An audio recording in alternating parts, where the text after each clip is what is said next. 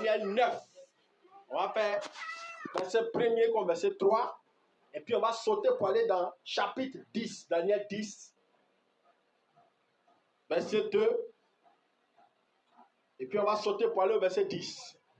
C'est bon? Daniel 9, verset 1er.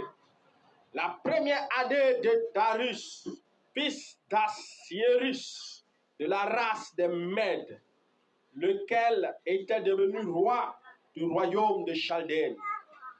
La première année de son règne, moi, Daniel, je vis dans le livre qu'il devait s'écouler 70 ans pour le ruine de Jérusalem, d'après le nombre des années dont l'Éternel avait parlé à Jérémie le prophète.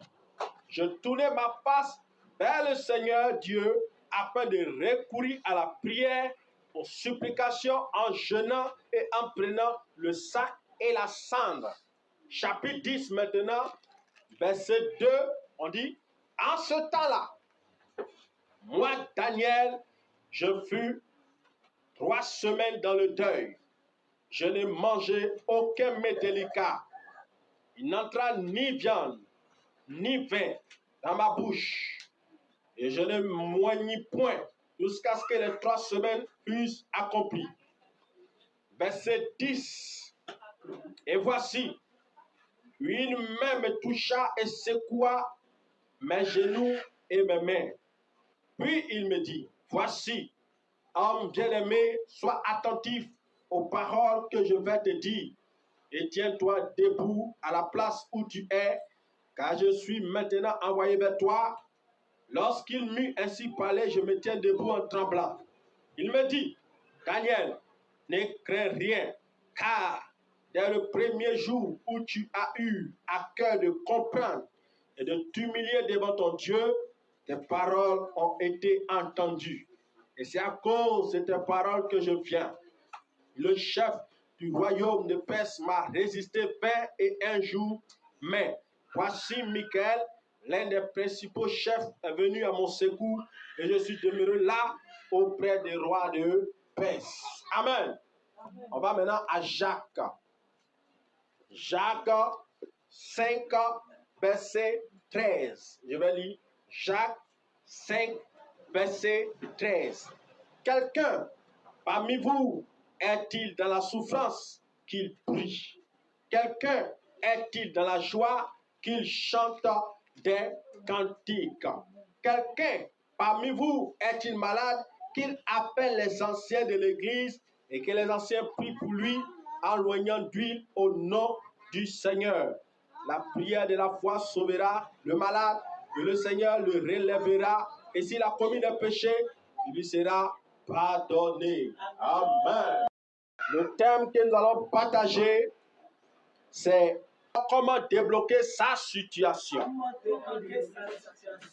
Amen. Nous allons parler du déblocage ce matin et comment faire pour débloquer une situation qui semble être compliquée, difficile à résoudre. Vous savez, quand on veut parler du déblocage, c'est que quelque chose a été bloqué. C'est que quelque chose a été maintenu et nous n'arrivons pas à rentrer. Oui, nous n'arrivons pas à avoir accès à la chose. Donc, quand on parle de déblocage, c'est qu'on est sur le point de pouvoir aller prendre ce qui a été bloqué.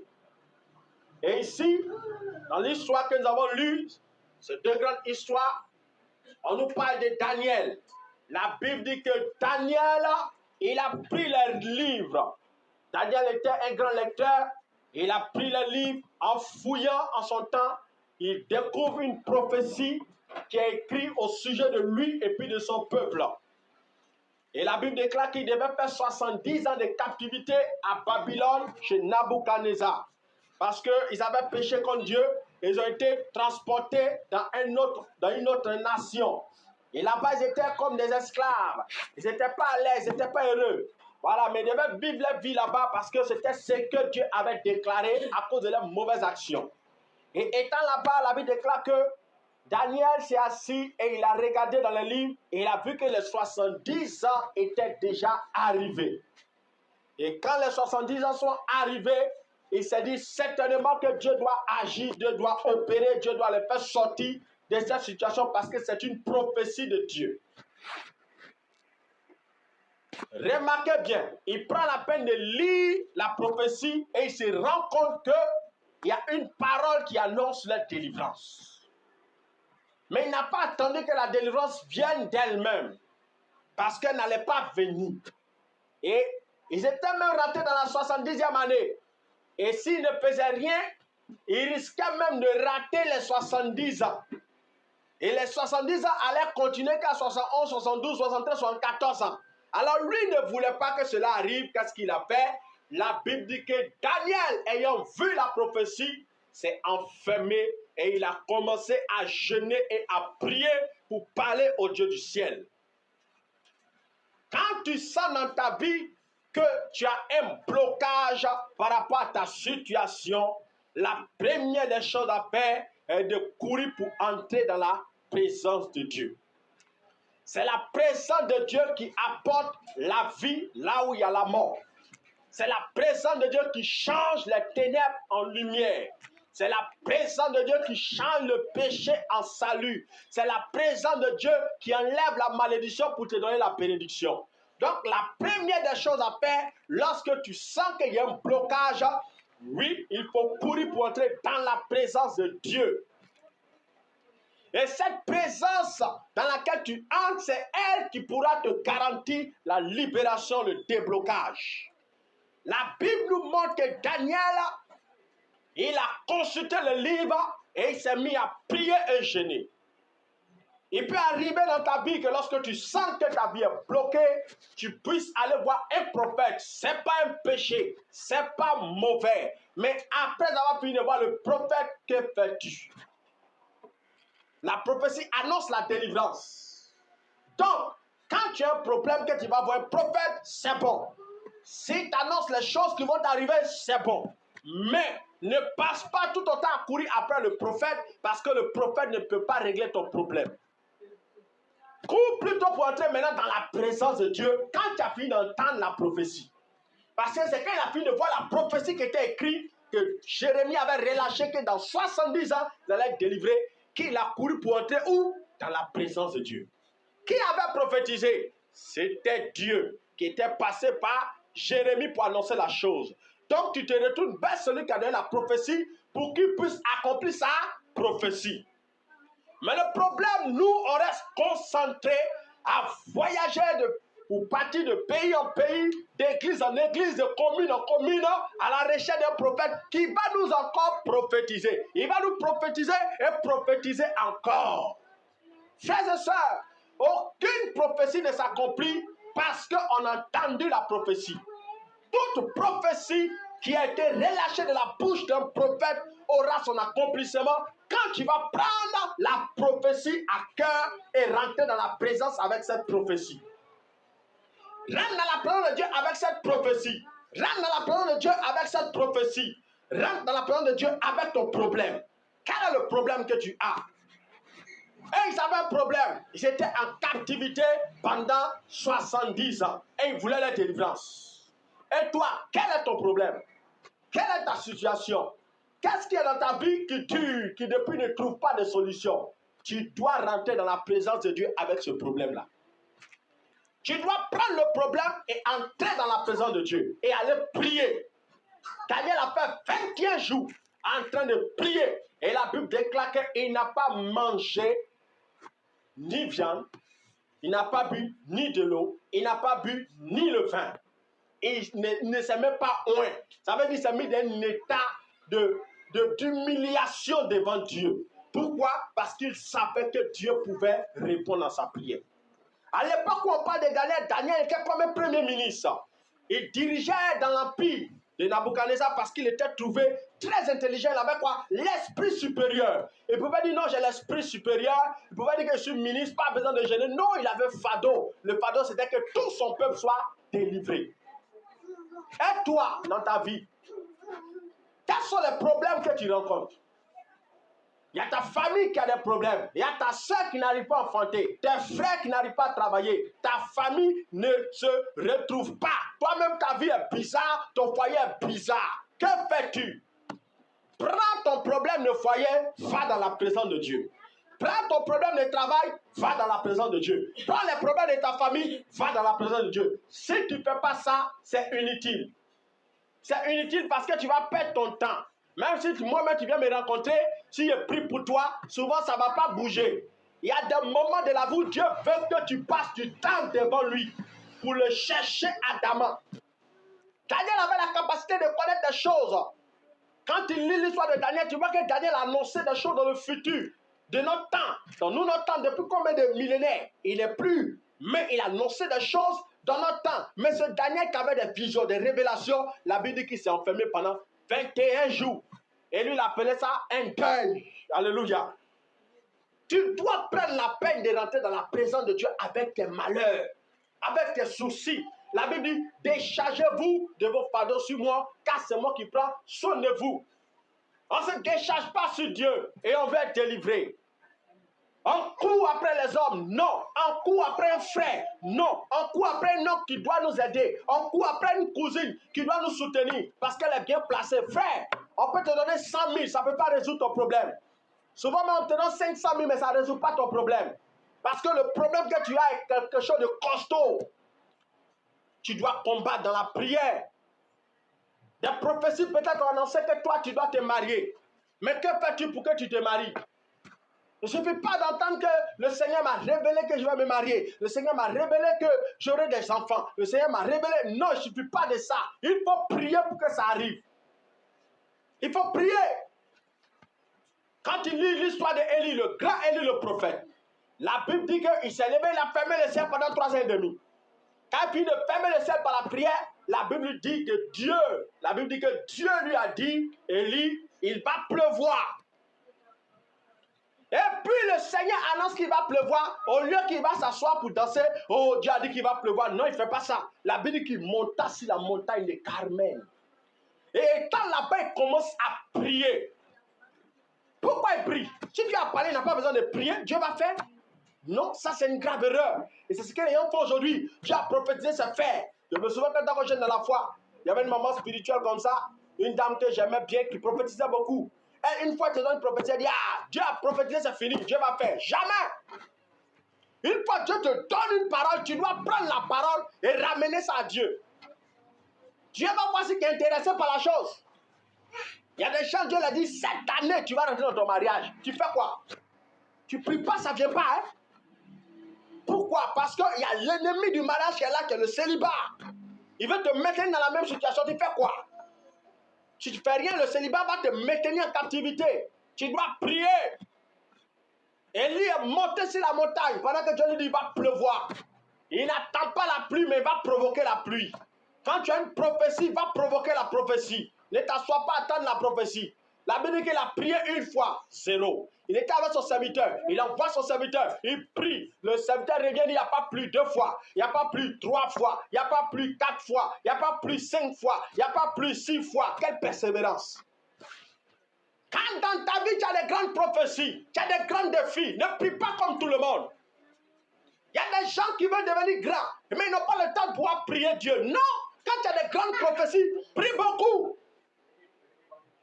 Élie le prophète a prié 7 fois. Combien de temps il a passé devant Dieu? Élie a prié et prié et prié, reprié. Lorsque dans ta vie, Dieu t'a donné une parole, ne t'assois pas pour regarder la parole. Prie. Jeanne.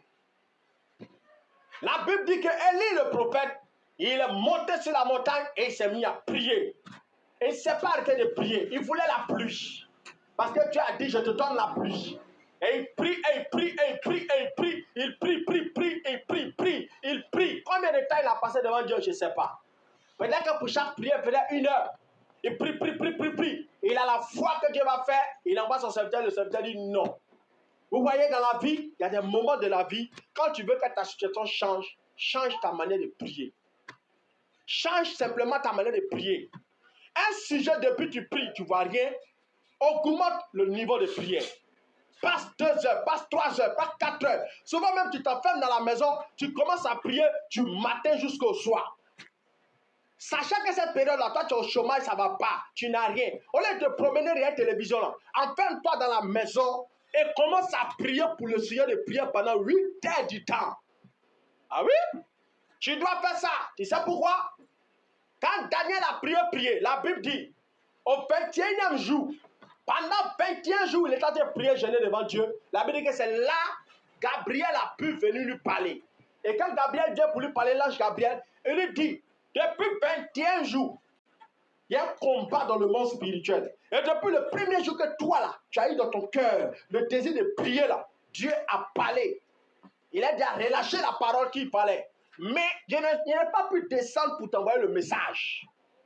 Parce qu'il a été bloqué dans le monde spirituel par le roi des Perses. Donc, une fois que toi, tu as cœur de prier, là, Dieu parle déjà. Une fois que toi, tu as cœur de t'humilier devant Dieu, la parole que tu attends de Dieu, là, la direction que tu attends de Dieu est déjà sortie. Mais pour que tu puisses entendre cette direction, ma soeur, tu dois t'enfermer dans la maison, prier. Souvent même jeûner. Il a jeûné 21 jours. D'habitude, c'est au 21e jour que l'ange Gabriel apparaît et dit qu'il était bloqué. Spirituellement, on l'avait pris. On l'empêchait de descendre. Et qu'est-ce qui s'est passé? Comme Daniel insistait dans la prière, il insistait dans le jeûne. Pendant 21 jours, il ne mange pas, il ne boit pas, il ne fait rien d'autre que prier. On dit, Dieu envoie un renfort d'ange. Michael maintenant est venu avec sa troupe. Et c'est quand Michael est venu qu'ils ont dégagé le chemin. Regarde dans ton ciel, qu'est-ce que tu vois? Quand tu dors la nuit, que vois-tu? Si tu vois que tu es poursuivi, tu sens que tu es embouté, tu sens que tu es attaqué, frère, c'est un signal pour te dire que dans ton atmosphère, il y a des blocages. Qu'est-ce que tu dois faire? Tu dois dégager la route. Et pour dégager la route, il te faut t'humilier devant Dieu, prier et prier et prier et prier. C'est de là qu'on nous parle souvent des liens de famille et de tout ça. À l'approche d'une bénédiction, à l'approche d'une délivrance, un esprit peut se lever, venir bloquer ta vie. Daniel était un grand prophète, mais on dit que spirituellement, la prophétie qui était relâchée de 70 ans qui devait s'accomplir était capturée dans le monde spirituel par un esprit qu'on appelle le roi des Perses. Mais la Bible déclare qu'il a persévéré pendant 21 jours. C'est alors que Dieu l'a délivré. Donc tu dois prier, ma soeur.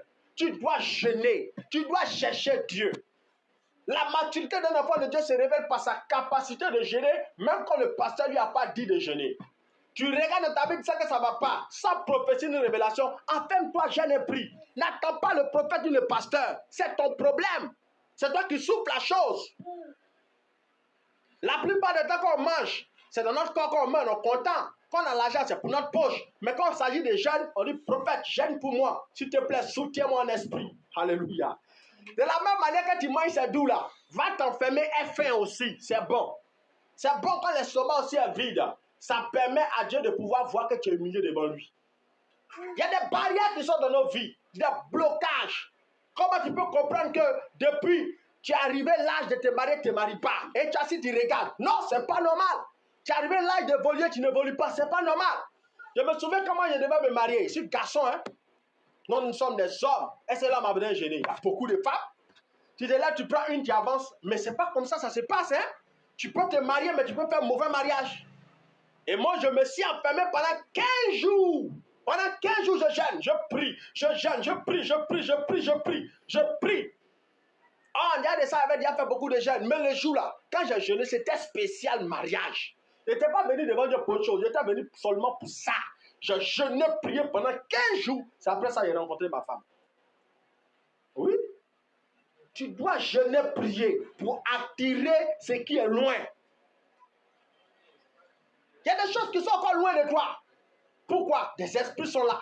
Quand il dit déconnecté, 16 ans, verset 9, il dit une porte d'un accès efficace m'est ouvert, mais les adversaires sont nombreux. Il dit la porte est ouverte. C'est Paul qui parle. La porte est ouverte. L'accès est efficace, mais le problème, les adversaires sont trop nombreux. Tu vois, depuis que tu n'arrives pas à vivre ce que tu cherches à vivre là.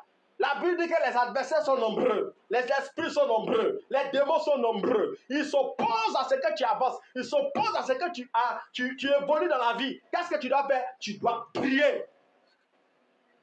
Va dans la présence de Dieu avec ton problème. Va chercher Dieu. Il faut taper dans la prière jusqu'à ce que tu vois la délivrance. La plupart des temps qu'on prie, on abandonne après 2-3 jours. Non. Quand ta prière n'a pas encore été exaucée, ne la laisse pas. Garde le sujet en main devant Dieu.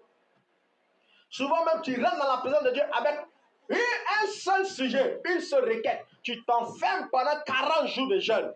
Tu pries pour une seule requête. J'ai déjà fait ça un jour.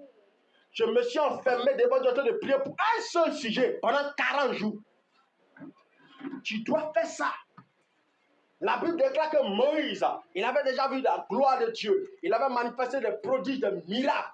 Mais quand tu lis Exode, la Bible dit que Moïse est monté 2 fois sur la montagne de Sinaï pour aller jeûner 40 jours.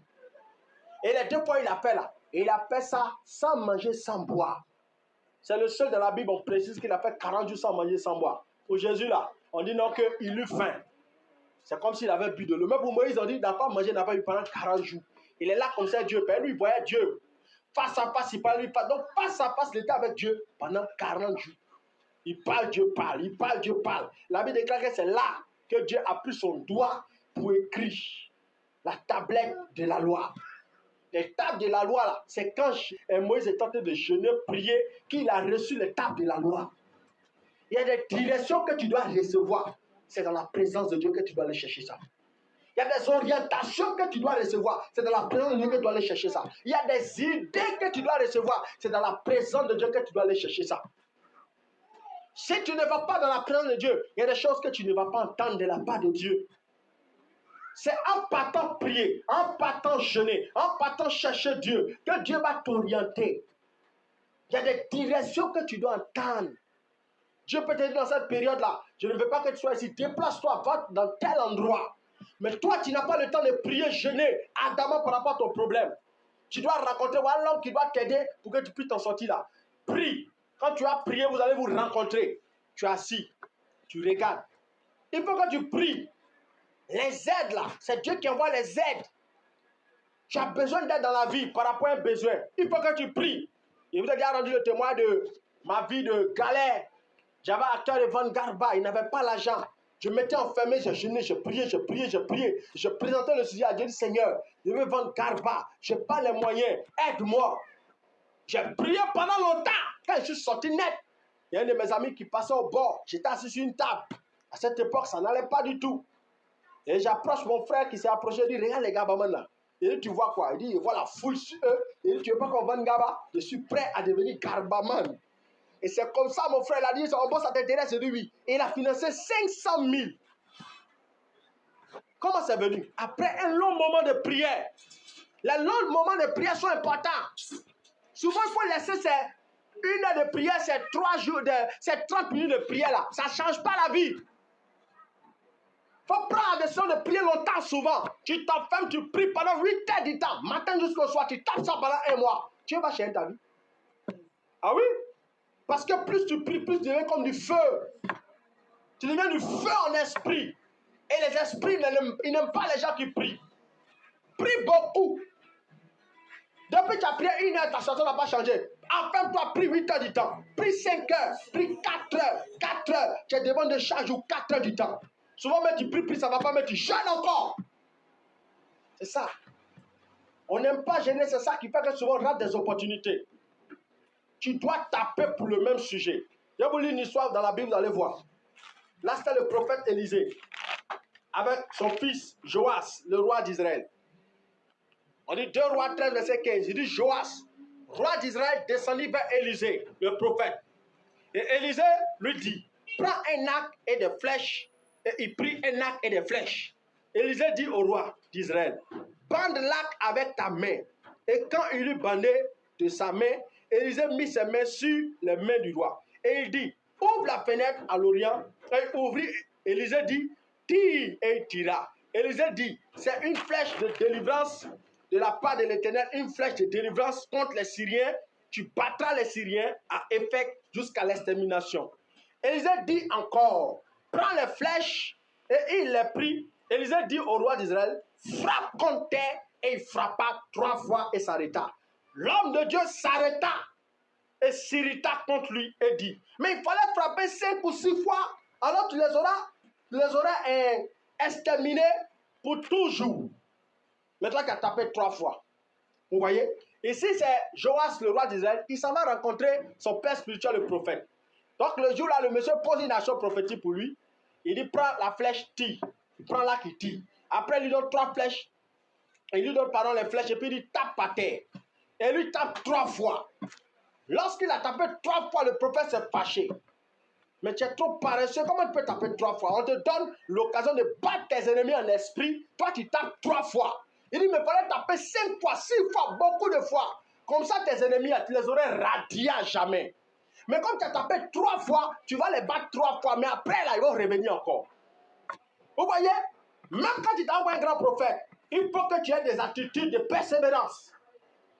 Le roi n'avait pas beaucoup de persévérance. Il a tapé 3 fois. Donc, il sera attaqué 3 fois, il va gagner 3 fois. Mais s'il a attaqué 4 fois, il sera vaincu.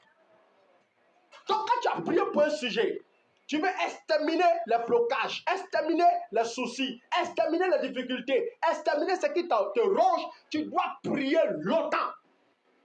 Taper 3 fois, taper avec les pièges, c'est taper, prier beaucoup de fois. Beaucoup de fois pour le même problème. Depuis tu es au chômage, il n'y a pas d'ouverture, tu déposes des choses, tu ne prends pas. Tu pries et tu pries, tu pries et tu pries. Tu tiens le sujet devant Dieu. Il y a une dame dans le passé, une histoire d'une dame, la sœur, toute sa famille, personne ne travaille. Ils sont là à l'école, ils ont un diplôme, personne ne travaille. Elle-même, elle a commencé même à vieillir, même à prendre de l'âge. Personne ne travaille. Qu'est-ce que la sœur a fait? Elle dit trop, c'est trop. Elle s'est enfermée dans la maison. Elle dit, Seigneur, viens te chercher pendant 21 jours. Et la femme s'est enfermée pendant 21 jours. Elle dit, j'ai payé le prix pour la délivrance de ma famille. Pendant 21 jours, elle prie et elle prie, elle prie et elle prie. Libère ma famille, libère mes frères, libère mes soeurs. Oh Seigneur, ouvre la porte du travail. Elle a prié comme ça quand au 21e jour, Dieu l'a parlé. Dieu lui a dit, à partir d'aujourd'hui, dans toute ta famille, moi je vous donne le concours de temps. Dieu a précisé le concours qui doit passer. Tous ceux qui naissent dans sa famille là, et tous c'est le même concours, ils passent. Et puis tous ils ont ça. Vous voyez? Le problème, on ne sait pas prier. Quand tu pries, Dieu te donne l'orientation. La Bible dit que quand Daniel priait, l'ange est venu pour ouvrir son intelligence. Tu dois savoir prier. Tu dois savoir chercher Dieu. La plupart du temps, on n'aime pas prier. C'est-à-dire qu'on a prié un peu, on est découragé. Seigneur, il a prié 3 heures, comme le pasteur a dit. Il y a plus de 3 jours de jeûne même. Mais ma situation n'a pas changé. Eh Seigneur, est-ce que... Non. Tu as jeûné 3 jours, tu n'as rien vu. Prends encore 3 jours. Tu n'as rien vu. Prends encore 3 jours. C'est ça, la flèche qui est en train de taper par terre. Tu as jeûné encore 3 jours, tu n'as pas vu. Tu jeûnes encore. Tu jeûnes encore. Oui, souvent, il faut faire de longs moments de prière. La Bible dit qu'en Éphésiens 1, verset 3, que nous avons été bénis de toutes les bénédictions dans les lieux quoi? Célestes. Les bénédictions que Dieu nous donne là sont quoi? Célestes. C'est-à-dire que c'est dans le monde spirituel. Donc ça doit quitter le monde spirituel, descendre sur la terre pour nous influencer. Entre le monde spirituel, là, le ciel de Dieu, c'est le 3e ciel. Et le 2e ciel, c'est là-bas que Satan est. C'est là-bas que le roi des pères était. Dans le 2e ciel, c'est là-bas que Satan est. Du 1er ciel à notre niveau. Et toi, tu dois prier. La Bible dit que la bénédiction là, que Dieu nous donne est une bénédiction spirituelle dans les lieux quoi? Célestes. Ça doit quitter le spirituel, venir s'influencer dans notre naturel. Et c'est là que tout le combat se joue. C'est là qu'il y a tout ce blocage au 2e ciel. Donc tu fais quoi? Tu pries ou bien tu te décourages. Tu ne dois pas trouver ça normal. Par exemple, il y a envie d'avoir un enfant. Je me souviens quand il venait me convertir. Parce que quand il était païen, je cherchais un enfant, il ne gagnait pas. Tous mes amis avaient des enfants. Ils font des bébés. Ils font des bébés. Moi, si Dieu fait bébé, 0. Je tape poteau. C'est des chansons. Alléluia. Pour finir, il disait que c'est stérile. Donc, quand une fille me vient, moi, puis elle vient me mentir, elle dit, je suis enceinte, elle veut prendre la... Il dit, il ne faut pas te fatiguer, je suis stérile. Il ne fait pas enfant. Elle dit, hé, il m'a amusé. Il dit, moi, je ne vais pas avoir. Parce que tu viens vers moi là, il n'y a pas de bébé dedans. Alléluia. Donc, quand elle me convertit, la même prophétie sort chez ma mère spirituelle qui dit non, c'est pas possible, je ne peux pas avoir d'enfant. Et moi, sachant que je ne pouvais pas avoir d'enfant, parce que j'étais un païen, n'avait pas d'enfant, qu'est-ce que je suis devenu chrétien, qu'est-ce que je fais? Avant que je n'entre dans mon mariage, j'ai commencé à combattre pour récupérer mon enfantement. Et à force de prier pour ça, je récupère mon enfantement, je jeûnais, je priais.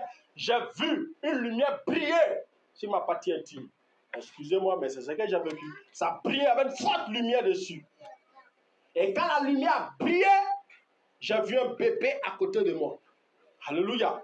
Mais le bébé, il a quitté une femme. La femme là, c'est une sorcière. J'ai vu l'enfant quitter la femme pour venir vers moi. Vous voyez?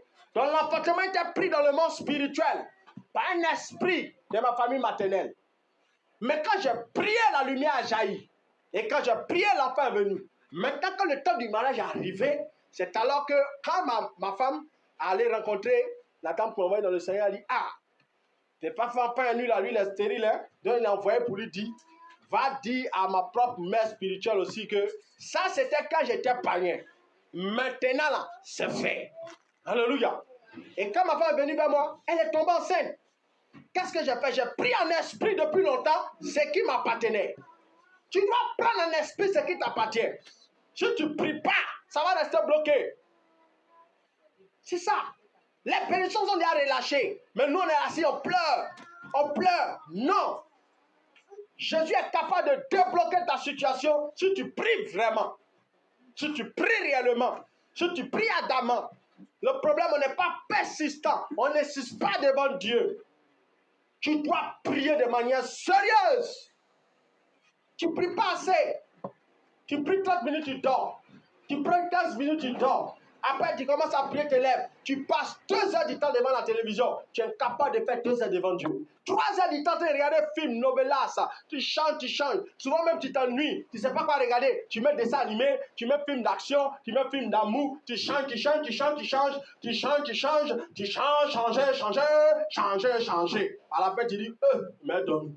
Et tu dis, Seigneur, je te rends toute la gloire. Oh, Père, je suis mort cette nuit. Oh, Père éternel, je te dis merci et puis tu dors. Satan se moque de toi. Tu as suivi la télé durant toute la journée. C'est quand tu es prêt à dormir que tu te souviens maintenant de tes problèmes. Oh, Seigneur, souviens-toi de moi. De me marier, oh Dieu. Aie pitié. Tu n'es pas sérieuse et toi, tu ne t'aimes pas. Hein? Vous tous qui vous comportez comme ça, vous ne vous aimez pas.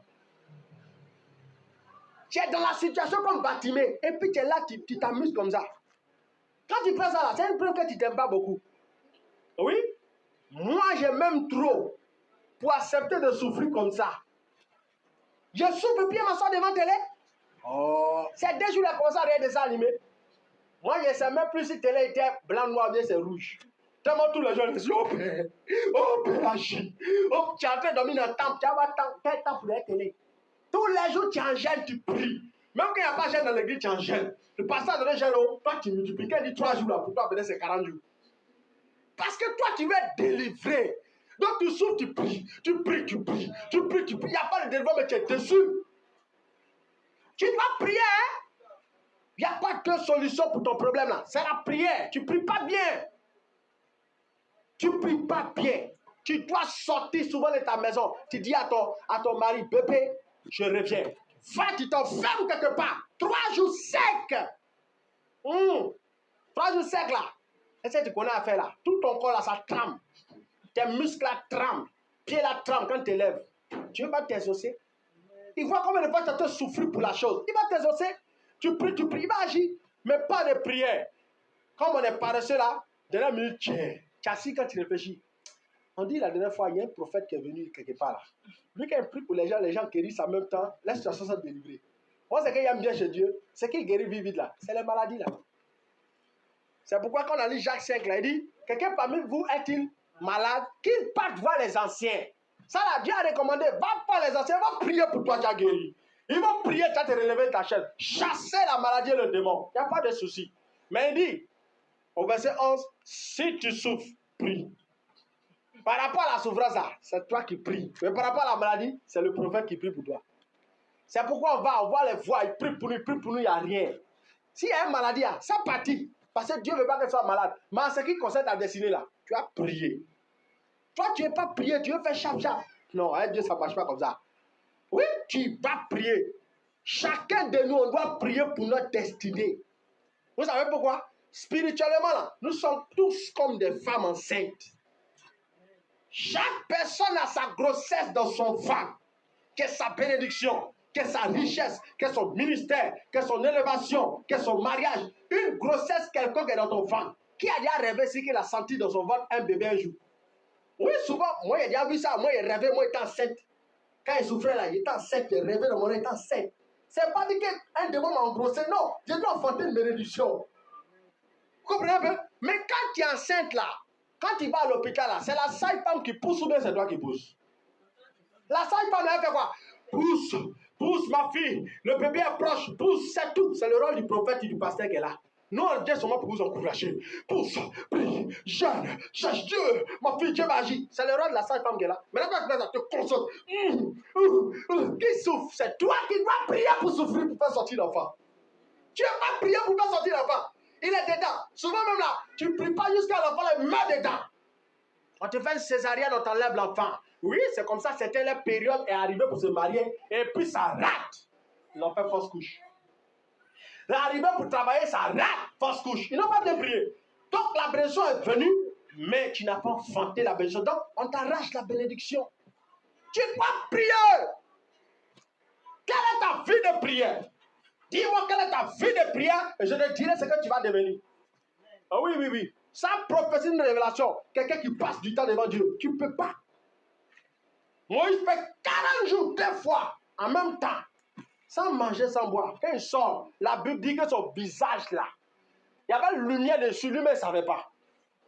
Quand il y a le réel, il fait comme ça, il cache. Il dit, mais il y a quel problème faire comme ça? On dit, non, ton visage brille comme le visage de Dieu. Quand tu cherches Dieu, je dépose sur toi sa présence. Et c'est sa présence-là qui va commencer à conduire ta vie, à diriger les choses, à changer les situations, incliner le cœur de ton homme. Change. Mais tu ne pries pas. Tu pleures beaucoup, tu ne pries pas beaucoup. Non. Tu murmures beaucoup, tu ne pries pas beaucoup. Non. Moi, quand je souffrais, frère, si vous m'avez vu, très mince, hein? Très sepelito. Sepel. Quand tu me dis, mon frère, tu as maigri, non? Je dis, l'extérieur est détruit, mais l'intérieur est dangereux. L'extérieur est détruit, l'intérieur est dangereux. Aïe. Veillez de prière. Quand il vient mettre, tout le monde me connaissait dans ma cour familiale. Quand ils viennent mettre, une fois dit 23 heures, quand ils sont rentrés, quand ils ont fini s'amuser, les poils bien, j'ai les gros, ils passent dans la cour. Chez nous, c'est une grande cour, il y a beaucoup de maisons, il y a la maison des jeunes, tout ça. Ils viennent, ils passent les copines, tout. Ils sont rentrés là, ils me voient, rabakataba, chakataba. Et donc, ces réveils sont pissés, ils reviennent. Ah, mon gars là, depuis minuit, il est là. Il est encore, il est là, 2 h, 3 h. Hey, il cherche quoi même? Personne ne me comprend dans la cour en ce moment. Jusqu'à un bon matin, soulever un bagage. J'ai ouvert la porte. Quand après ma réussi parti comme Fiogo, il y a une de nos entières qui dit, je comprends maintenant pourquoi Moïse priait comme ça. Nous, maintenant, qu'on fait quitter ici. Ils veulent prier pour que Dieu maintenant les donne déménagement. Ils sont bloqués dans la cour, ils n'avancent pas. D'autres même solutions, ils pensent que c'est en fuyant qu'ils seront délivrés. Ils prennent bagage, ils fuient, sans dormir chez une camarade, la vie n'est pas libérée. Se déplacer ne va pas changer ton problème. Prends tes bagages, fuis pour aller dormir chez une copine. Ne va pas changer tes problèmes. Ton problème est déjà collé sur toi spirituellement. Il faut enlever ça spirituellement. C'est le joug que sur toi là, tu dois enlever. C'est pourquoi quand il lit Jérémie 8, Jérémie 30, verset 8, il dit, je briserai le joug de dessus ton cou, afin que tu ne sois plus esclave de tes ennemis. Aujourd'hui, il y a beaucoup parmi nous sommes esclaves de nos ennemis, hein? Esclaves de la sorcellerie, esclaves des esprits de famille, esclaves des eaux, des maris de nuit, tout ça, ils font de nous ce qu'ils veulent. Il n'a pas payé d'autres la nuit, il vient, il se met bien. Hein? Et puis toi, tu le regardes, il se met bien. Tu vois, tu luttes pour ne pas que ça arrive, mais ça arrive. Pourquoi il est plus fort que toi? Tu dois gêner, prier pour être fort en esprit. Tant que tu ne vas pas gêner pour devenir fort en esprit, ce démon-là va encore te combattre, te bloquer ta vie. Je ne vais jamais oublier l'année où ma révolte a commencé. Hein? Quand je dors la nuit, femme de nuit, dors la nuit, et quand vous finissez, il avait localisé. Quand on dit vendredi, là, oh, je sais que le jour là, il y aura un copinage la nuit. Oui, la nuit là, c'est son rendez-vous, vendredi, sirène des eaux. Il y avait remarqué là, le jour maintenant. Chaque vendredi, on a rendez-vous le soir. Même si je ne veux pas, il aura le rendez-vous. Ah, j'en avais marre. Il dit, c'est quoi ça? C'est quel bizarre. Tous les vendredis. Et puis, en dehors des vendredis, elle vient, c'est même bien quand elle veut, bien ça va. Ah, c'est foutaise. J'en ai marre. La nuit, comme ça, quand un moment arrivé, prends le couteau. Et puis, c'est ça qu'elle est frère. Oh, je te poignarde, je te paralyse, je te pique le couteau. Esprit un peu. Pah! La nuit, quand elle finit. Tu as fini? Chérie, tu as fini d'embrouiller? On vient, on va faire le truc. Ah! Tu as bloqué en esprit même là. Tu te débats même, mais tu ne peux pas. J'en avais marre. Il dit, mais c'est quoi ça? J'en ai marre. Il faut que je cherche Dieu. Là, j'ai pris mon sac. Il n'avait même pas l'argent. 5 000 francs, tout l'argent qu'il y avait. J'ai pris ça, allé sur route de passage. Il y avait un ami là-bas. Il était dans sa petite maison. Il n'est pas appelé ni rien. C'était un ami prophète. Je suis allé chez lui ici. Il dit, mais tu es venu chercher quoi ici? Il dit, je suis venu chercher Dieu. Ah! Je vais chercher Dieu comme ça. Tu ne m'appelles pas rien. Je suis venu jeûner, prier. Je ne suis pas venu moyen ton placali. Laisse-moi jeûner. Quand il a fini de jeûner, parti. Je suis venu faire 40 jours de jeûne. Il dit, ah, mais ça tombe bien. Moi, mais en jeûne, ça fait 10 jours. Donc, rentre en prier. Je suis venu chercher Dieu. Mais je dis, il est prophète, il est si église. Moi, il n'était pas encore pasteur.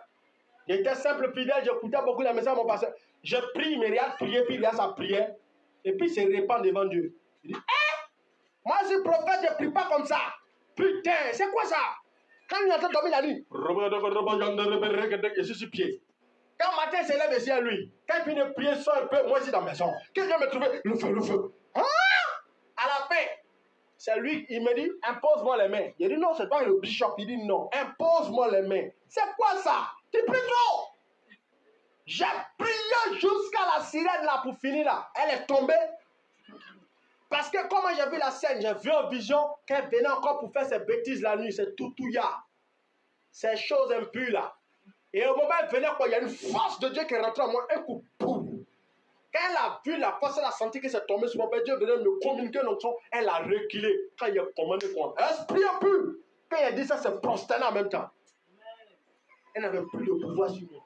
Mais à quel moment ça s'est passé? Quand j'ai commencé à prier ardemment, 40 jours de jeûne, je tentais de chercher Dieu dans la colère sainte. Il en avait marre. C'est ça. Est-ce que toi tu te fâches? Le problème là te chute, il te chie. Le problème là te chie, il t'humilie. On te parle mal au quartier à cause de ce problème là. Et on te regarde un œil méchant. Mais toi, ça te fait pas mal. Ça te dit rien. Ça, le Dieu est grand. Dieu est fidèle. Il est fidèle. Tu es fidèle. Tu fais rien, Dieu fait rien. Dieu est comme ça. Tant que tu ne invoques pas, Dieu ne fait pas. Invoque-moi au jour de la détresse, je te répondrai. Est-ce que tu l'invoques? Petit prière de 30 minutes, 15 minutes là. C'est ça que tu appelles prière. Quand on n'a pas de sa destinée, on ne fait pas prière de 30 minutes. Hein? Tout ce que vous expliquez, c'est les choses qu'elle a vécues. Ou tu es là, tu pries, tu ne sais pas pourquoi tu pries, mais tu pries. 8 heures du temps. Tu pries, tu ne sais plus pourquoi tu pries, mais il faut que la situation change. C'est ça. Il y a tout prière, on appelle là, il y a un petit niveau là-dedans. On n'a même pas encore arrivé quelque part. C'est pour dire qu'il y a du boulot encore. Mais là, si toi tu ne pries pas, ça a chauffé. Hein? Prier. Alléluia. Amen. Maintenant, j'ai dosé le deuxième point et puis on va s'arrêter là. Quand tu pries, ajoute aussi tes offrandes dans ta prière. Oui. Quand tu lis par exemple Daniel 9, la Bible dit en Daniel 9 que nous avons lu, verset 21, il dit, je parlais encore dans ma prière. Quand l'homme Gabriel que j'avais vu précédemment dans une vision s'approcha de moi d'un vol rapide à l'heure de l'offrande. Vous voyez, la Bible dit que Daniel, là, il priait, mais pendant qu'il priait, on dit à l'heure de l'offrande. Quand il a fait une offrande, il y a un ange qui est venu d'un vol rapide. Donc, les offrandes déplacent les anges. Il y a des anges qui doivent venir pour accomplir tes prophéties. Des anges qui doivent venir pour te faire sortir des blocages. Des anges qui doivent venir pour débloquer ta situation. C'est des anges qui viennent pour faire ça. Mais la Bible déclare que tu dois permettre qu'ils puissent quoi? Être débloqués pour venir vers toi. Ne prie pas seulement. Quand tu pries, ajoute des offrandes. Quand tu lis l'histoire de Corneille, en acte 10, la Bible déclare là-bas que Corneille, Il priait de manière continuelle et il faisait des aumônes de manière continuelle. Ça veut dire quoi? Il ne va pas offrir au Dieu puis s'arrête. Non! Il avait un fardeau. Il voulait que Dieu lui parle, Dieu lui donne une direction. Et la Bible déclare qu'il priait de manière continuelle et il faisait des aumônes de manière continuelle. Et la Bible déclare que l'ange de Dieu est apparu. Quand l'ange de Dieu est apparu, le gars l'a fixé. Et puis il a donné une direction. Il dit, va appeler Pierre. Mais il a ajouté pour dire que Dieu s'est souvenu de tes prières et de tes aumônes. Quand tu pries, tu associes ta prière poussée par l'esprit. Tes offrandes, Dieu se souvient de ta prière. Tu dois provoquer Dieu. Tu dois pousser le ciel à te répondre. Et pour ça, tu dois combiner ta prière des offrandes. Souvent, nos prières restent aussi bloquées. Parce qu'on n'aime pas faire d'offrandes. Ah oui? Des gens qui ne font pas d'offrandes après des prières, ne font pas des offrandes après des jeûnes. À l'église, ne donnent pas les offrandes. Ils ne donnent pas les dîmes. Ce n'est pas bon. Si tu travailles, tu dois respecter la dîme. Ah oui? Tu dois respecter les offrandes. Tu ne donnes pas offrande, tu ne fais pas dîme. Ce n'est pas bon. Et lorsque tu as pris un engagement à l'église, respecte ton engagement au prix de ta vie. C'est une bénédiction pour toi. Dieu regarde tout ça pour t'exaucer. Mais quand l'engagement n'est pas respecté, il y a un problème. Tu vas vivre un blocage. Tu vas prier beaucoup. Et souvent, ce qui va débloquer ta vie, c'est une offrande. Ce qui va débloquer ta vie, c'est ta dîme que tu donnes de manière continuelle. Je vous ai parlé un jour de ma dîme que je donne à Dieu. Moi, je ne donne pas 10%. Hein. Moi, j'ai pris l'engagement devant Dieu. Fais ça comme un vœu. Tu donnes au-delà de 10%. Et un jour, un ange de Dieu m'est apparu. Et il m'a parlé, il m'a dit, depuis quand as-tu commencé à faire ça? Il a expliqué et puis il m'a dit, l'Éternel est sur le point de dire, je déclare. Il dit, Dieu est sur le point de parler. À cause de quoi? La dîme que je suis en train de respecter et même au-delà. Sur la terre, il n'y a pas beaucoup d'hommes qui respectent la dîme. Les gens n'aiment pas donner la dîme. Ce n'était pas un ange qui m'avait dit ça. C'est Dieu lui-même qui a mis ça dans mon cœur et j'ai commencé à donner au-delà. Et Dieu s'est manifesté. Alléluia. Vous devez pousser Dieu à agir en votre direction. Ne laissez pas les choses comme ça. Respectez la parole. Donnez vos offrandes. Donnez vos dîmes. Et quand vous finissez de jeûner, prier, faites toujours ce qu'on appelle l'action de grâce qui est d'offrir à Dieu. Quand tu fais ça, ta prière a beaucoup plus de force et les ossements peuvent arriver. Alléluia. Amen. Voilà, je vais m'arrêter là. Que Dieu vous bénisse, qu'il vous fortifie et qu'il vous donne la force de prier et de chercher au nom de Jésus.